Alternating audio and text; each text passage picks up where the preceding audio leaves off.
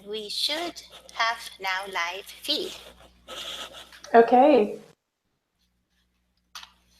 I am just checking on our YouTube video to go live as well.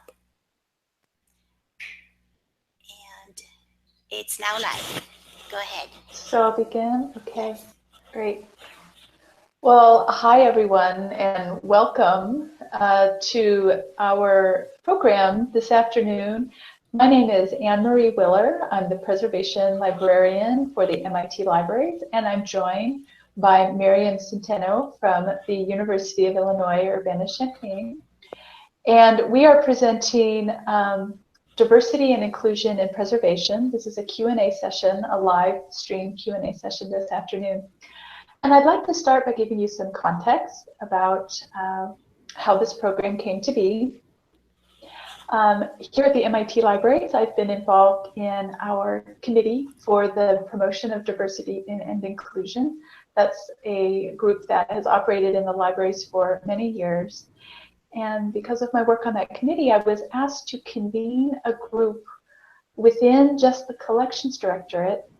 It was a task force called the Diversity and Inclusion and Social Justice Task Force.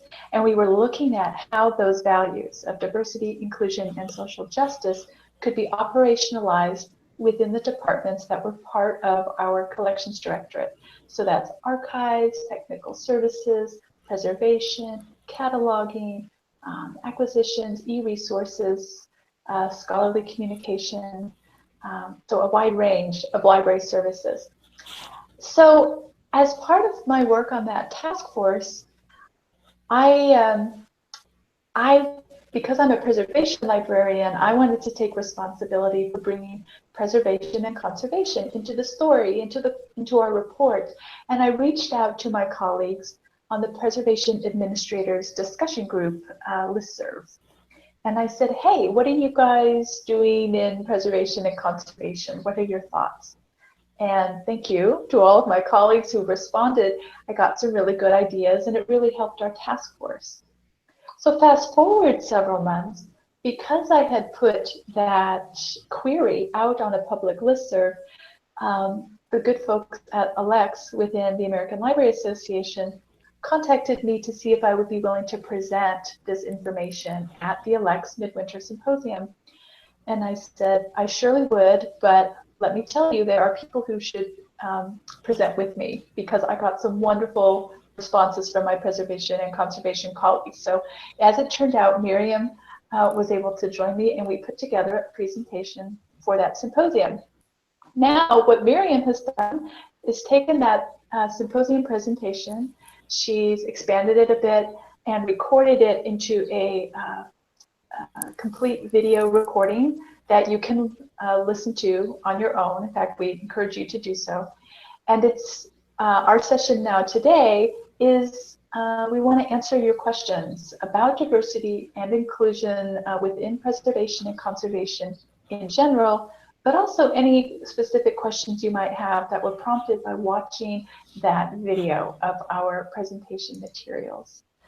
So folks were invited to submit questions up until noon today, noon Central Time, I think. And so we have some questions that have come in, and Miriam and I are going to take turns responding to those. And I think that's all I'll say here as part of our introduction. We'll do this for a short time, and then tell you what happens next after this Q&A. Miriam, would you like to say anything? Very well. Yes, I wanted to thank Marie for this opportunity. I think that it was a very informal way to act as a mentor to myself and other people who are up and coming, and who didn't know how to frame these questions of diversity in the field. So I was very, very grateful for this opportunity. It came at a wonderful time in our nation's history that we can start thinking about ways in which we want to be the change that we want to see. I can start with the first question, if that would be good. And I'm going to click on my screen. Okay, so the first question we got is a fellow preservation librarian who says, I work in academic library, and many of my colleagues started out as student workers in libraries for preservation and conservation, as well as other areas of collections management and technical services. It seems like we have an opportunity to support diversity in libraries by being more thoughtful in our hiring practices for student employees. I'd be interested in hearing about how others have approached this, for instance, working with student groups on campus. Um, so this is actually a question that we at University of Illinois Urbana-Champaign have discussed within our preservation services. What our combined experience has been that is that if you do not know about all the pre-requirements for a conservation program while you are attending your undergrad, and even say when you're preparing for college courses in your high school, you're going to be at a disadvantage. You're going to be pretty much delayed in your path towards conservation application process. So one of the things that we've been thinking is, well, we should treat it like a pre-med type of outreach. If you want to be a doctor, you are going to try and take all the courses, AP courses in high school, so that you're ahead of the game in undergrad. So sometimes you can even skip a few courses or semesters because you've already done that that job, that work beforehand. So this is something that we're thinking either um, at this level, at this time, having guest lectures in undergraduate courses in the humanities, sciences, um, anything that we can tie into the preservation and conservation field. And we were indeed thinking of knocking on the doors of the student groups. We have what I call an embassy role, where we have Asian students and Native American student associations, women's studies. These are all somehow located in one area, geographical area, and we were thinking, let's just literally go down the street and do some outreach. What do you think, Anne-Marie? Yeah, I'd like to, I'll add some to that. I would say in preservation too, to be a preservation librarian, the career path is not as well defined, perhaps as it once was, and it is not necessarily as stringent as the conservation programs. But it still does take planning, particularly if, like myself, you want to work in an academic library. You may need a second master's degree, which again takes planning, it takes time, and it takes money. So the earlier a person knows about sort of the requirements, the more helpful that is. And I think medical school is actually a good analogy, because if you want to be a doctor, I don't know how it is, but we sort of all understand that there's a certain period of training, and there's a residency, and there are requirements, and there's an awareness. Whereas when you look at library and archives work, there's not really an awareness, a general public awareness of what it is that it takes to move forward in this field. In terms of the specific question that came in about being thoughtful or thinking differently about hiring student employees and maybe doing outreach to student groups on campus, I will say that we've talked about that here at MIT in two slightly different contexts. We have student groups that are affiliated with specific ethnic or racial identities or other marginalized identities, and I think those are the types of groups that this questioner is referring to. We don't necessarily reach out to them for student employment opportunities specifically, but we do some outreach to get their input and to gauge their needs. So for example, we had a connection with a group of Native American students on campus, and it turned out that they had a very specific need for tribal newspapers, and they didn't want to have to circulate them through the library. They wanted them to come to their regular meetings and their social events so that they could browse these newspapers together. So that's not specific to preservation or conservation, but it's an example of how the connections are being made here at MIT. Once we have those connections, though, through whatever means, with those student groups with specific affiliations, then you open the opportunity for specific recruiting and encouraging people to say, hey, do you want to learn about the libraries? Can we present to your group about library careers? And hey, do you want a job? Um, that can help put people, as we say, into the pipeline. We want as diverse of a pipeline as possible because that only makes our field richer. I will say also there are some additional outreach ideas that we've done here at MIT. One is there is a Girl Scout badge called Book Arts Merit Badge. This badge did not exist when I was a Girl Scout, but it's one now.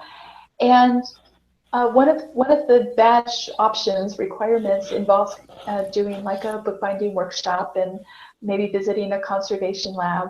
And so one of my staff members did this workshop session for a local Girl Scout troop, and I thought this is fantastic because these are the elementary school and middle school aged girls specifically who are being exposed to our field early on. So that's great for planfulness.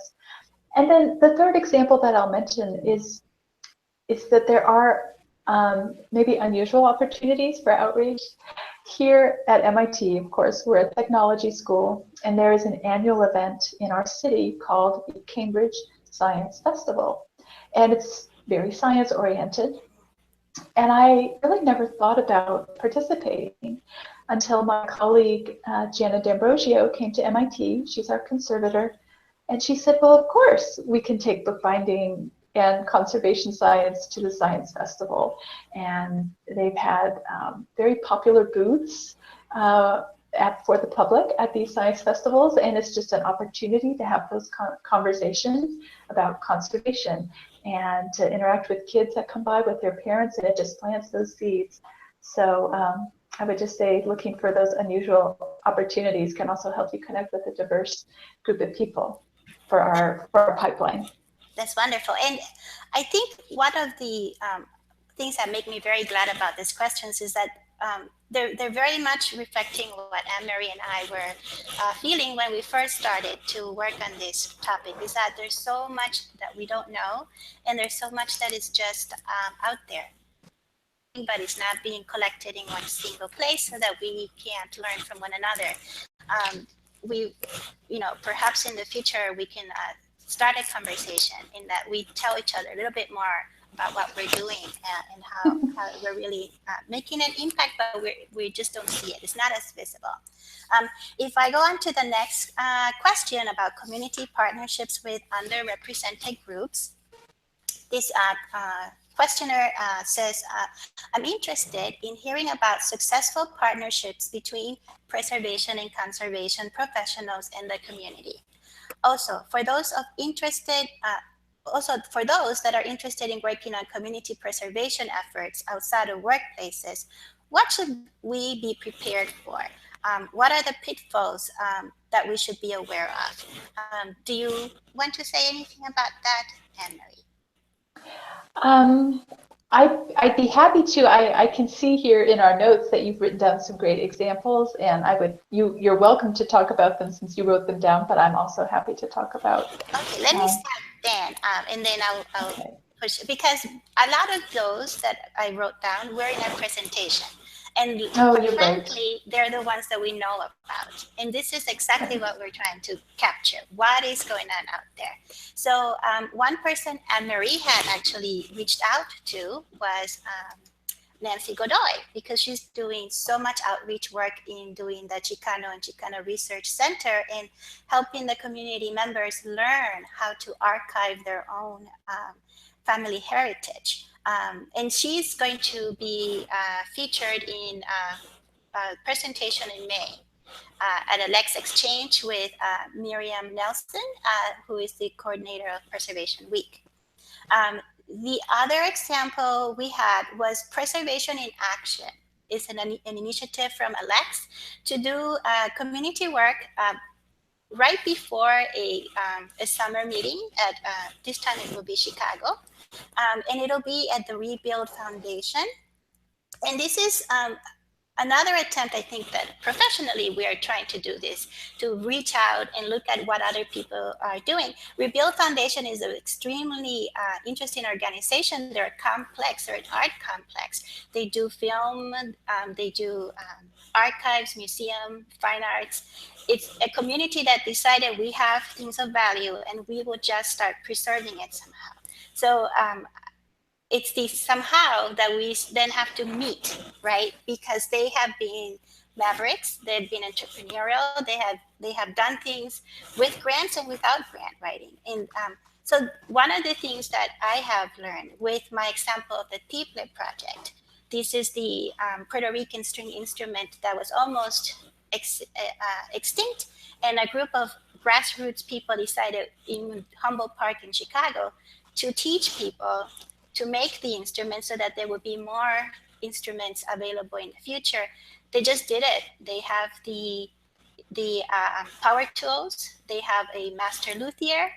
They gather the people and they barely charge them the cost of the materials. So they've been doing a lot of fundraising, not a lot of grant writing.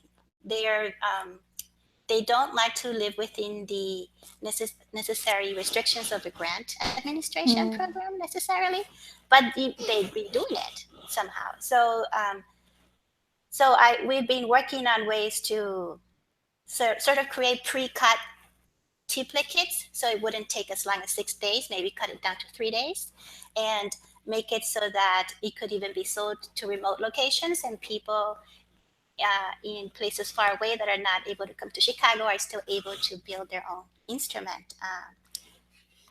So those are the things that we knew, at least as of the time of our presentation. Do you have any other examples, Anne-Marie? Um, I don't have specific examples, but I do want to mention that Nancy Godoy is at Arizona State University.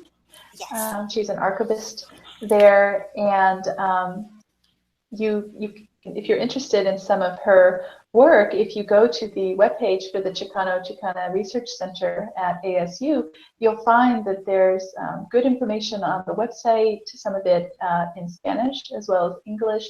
There are some video clips from local news stories about the collection and their preservation outreach programs. So please check that out if that could be a model for our listeners out there in the world. The other part of this question asked about pitfalls, and when you're working and applying your preservation and conservation efforts outside of the workplace. So usually for a local organization or in a volunteer capacity. And I will say that one of the challenges to keep in mind is that people have differing understandings and differing levels of expertise about preservation and conservation. And every organization is a little different. So there's a general understanding in the public of, for example, say scrapbooking or family photograph albums and brittle newspapers. Like there's an awareness of some conservation issues, and then there are all sorts of kind of layperson's products and services and treatments, things that you can spray on newspapers, specialty scrapbooking supplies that may or may not actually be archival. Now there are digitization services that may or may not be preservation qualities, but while they might be fine for your family photos, they might not be appropriate for your town records, held by the Historical Society. So just explaining those differences and being sensitive to the fact that people know what they know, and if they don't have the expertise, then you can gently educate them in those areas, and just to be sensitive to those differences while keeping in mind that some institutions, particularly if they have financial restrictions and limited resources, they're not going to be able to buy the Cadillac, but that's something that's not a perfect solution, but is better than nothing, might be the way to go. And as a conservation professional, you can help them make those very considered decisions about how to best handle the projects that they're working on. in a way that's in line with our field's ethics and best practices, but also actually meets their needs. And just to add to that, I would say that to some of these community cultural projects, we should also come with the realization that they have a life cycle. So they don't last forever. Um, the interest grows for a period of time, and then demographics change, circumstances change, and so the project may sort of start winding down. And one of the things that to consider is, well, finding a home for the evidence of the project, because since this is happening Mm. in a very organic way, things may disappear, and all this good work and all this cultural material that people are producing just by doing things in their communities may disappear as well. So as a preservation professional, I'm trying to impart that on my fellow community friends. Is like, well, okay, where is everything else going to end up? Because this is good work and we should somehow archive it. Um, so let's move on to the next question that we have. The question is, I'm always interested in more information to share with individuals who approach me about entering the preservation conservation profession. Beyond courses and programs that are available, such as the Preservation Education Directory, are there sites for grants, awards, or other financial assistance related to conservation, preservation, and cultural heritage? Now, I am aware of, past a, say, a degree or without a degree, of the certification that you get at the International Studies for Preservation Center, ISPC, is that correct, Marie? Um, I think it so. was the former Campbell Center. And the thing is that they do provide this amazing opportunity to get certified, and you do it little by little. How is that funded? And that is one of the problems that we have with continuing education, which is one of the few ways that people who did not get to go to a degree or did not get enough preservation education while they were doing their library work, how they can attain more training. Um, in my in my current academic library, I get to use all my travel funds towards that certificate. Um, the other place that I can recommend is going to the Foundation Center, which is a place that is sort of an aggregate of information for all kinds of funding. They do a lot of work in terms of institutional level, but they also collect information in terms of individual. And so if you go to Foundation Center, I think they're .org, you'll be able to find some information about grants available for continuing education, and this could be humanities and arts. Also, look into your library consortia. Maybe there are some courses that are being given that you can attend free of cost because your library is already helping to defray those costs. There's Sally Mae and Pell Grant. And if you go online, you look for continuing education resources such as collegegrant.net, and you'll be able to find some more hopeful grant funding sources. Do you have anything else that you can add, Anne-Marie? Yeah, I will. I would say when I have people who approach me about entering the field, this questioner has referred to the Preservation Education Directory, and that is online and available through the American Library Association. And Miriam, you've given some other examples of funding sources and resources for more information. I also like to take that opportunity to just talk, to make sure people understand the range of jobs that are related to being in preservation and conservation, and to try to help them understand exactly what it is that attracts them to the field, because it's kind of like somebody who says, I want to be a doctor, and it turns out they really want to be a surgeon, or they really want to be a radiologist, or they really want to be a physical therapist. Like they want to be a medical transcriptionist, a forensic person. Like there's so many things related to medicine that aren't exactly doctor. And it's not quite the same in preservation conservation, but there's enough variety where I think it's worth having those conversations, because it could be that the person just loves books, and I might say, well, is it, should you be in publishing, or are you interested in um, book selling, or artist books, or is it that you want to be a librarian who catalogs, or is it that you really want to be somebody who's at the bench working on physical materials the way that conservators do and some preservation librarians? So I just want to put a plug in there for that, more detailed conversation so that you actually can help. You're in these sort of, you're like a on the spot mentor to help this person sort of get a sense of the field and direct them to some of these resources we've already mentioned. Great. Okay, so if we move on to the next question, it is often preservation professionals make decisions of scale for general collections. What are the risks of neglecting preservation needs in underrepresented subject areas? Let's see. I we briefly discussed this before we started. That I think we are, if we are employed in an institution, we sort of serve the mission of the parent institution. So if a library is based on a school and the school is known for medicine, then we do a lot of collection, uh, acquisition, and management on that type of subject matter.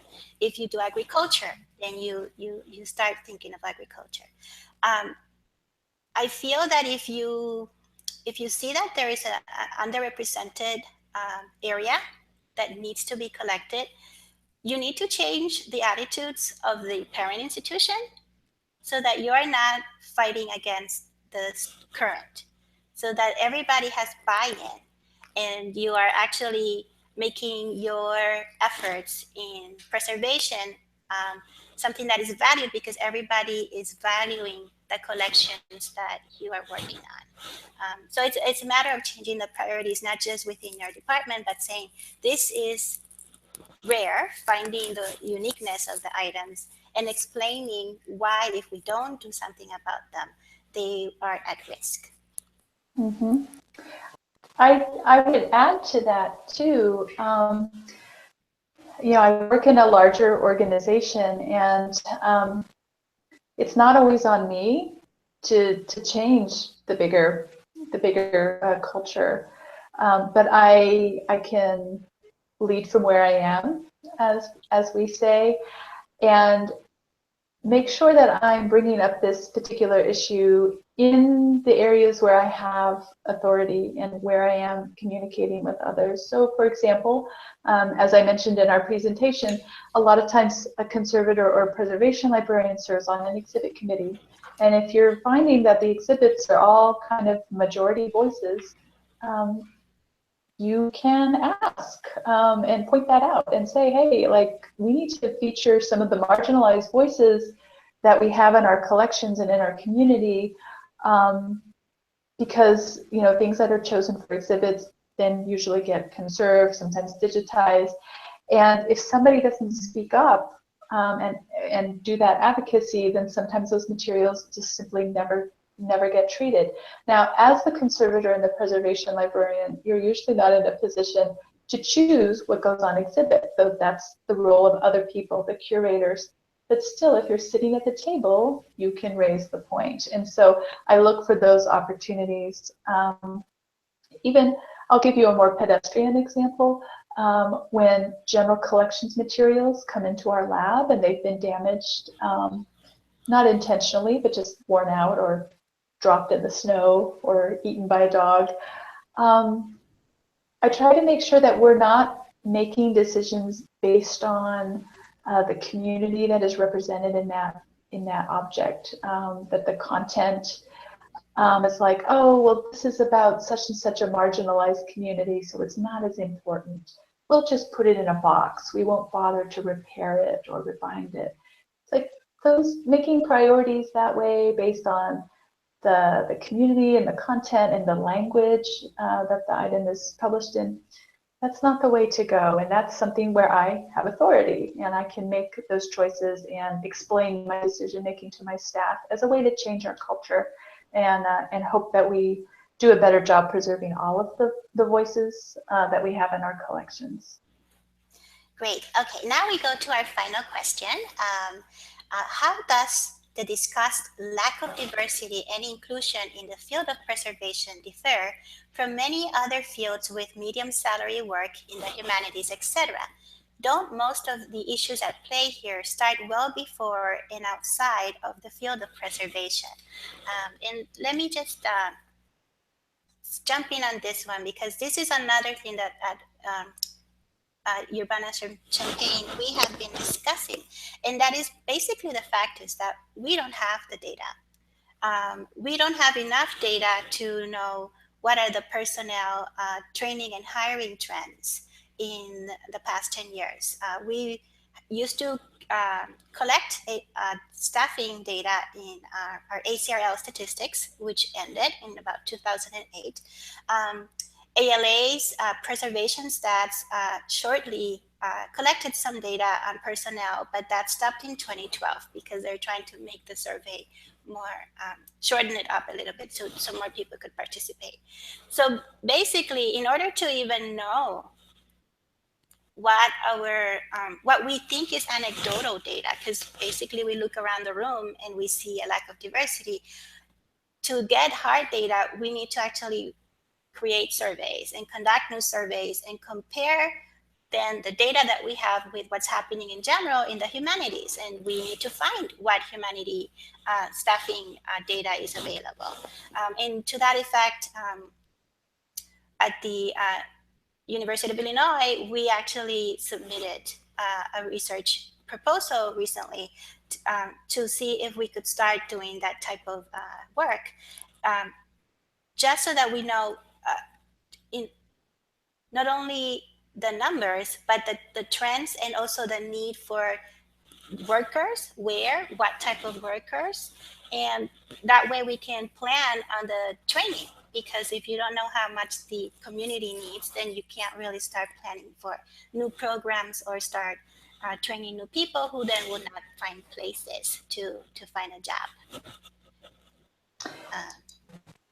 Yeah, and in fact, I was smiling as you said that because I know I've seen articles in the paper that say, by 2025, we'll have a shortage of 20,000 whatever nurses, in our country, and there's data on some of that, and there's some power in knowing that stuff. I mean, I will say, just to acknowledge the person who wrote this question, that we're not any. The issues of diversity and inclusion are not unique to preservation, and they start well before preservation and conservation training. There's systemic problems here, and I agree. It's useful to have data on who the staff are in our field, as well as to be able to compare that to other humanities fields. However, that does take time and money and number crunching.